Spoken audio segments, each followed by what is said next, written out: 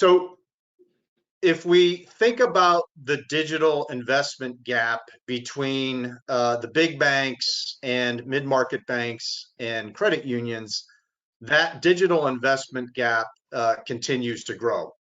And when I talk about digital investment, I'm talking about those investments in transformation above and beyond what you have to do to run the bank and the technology spend you have to keep the lights on.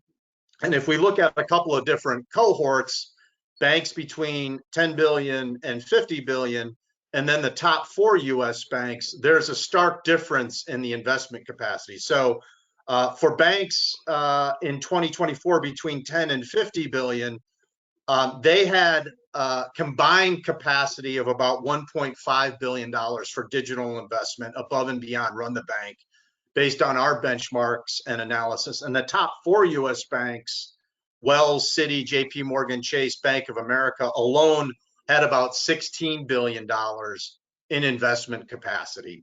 And if you think about the top 20 US banks, they're probably north of 30 billion combined. So clearly, the big banks have an investment capacity advantage over mid-market community banks and credit unions. And how does that investment capacity advantage manifest itself?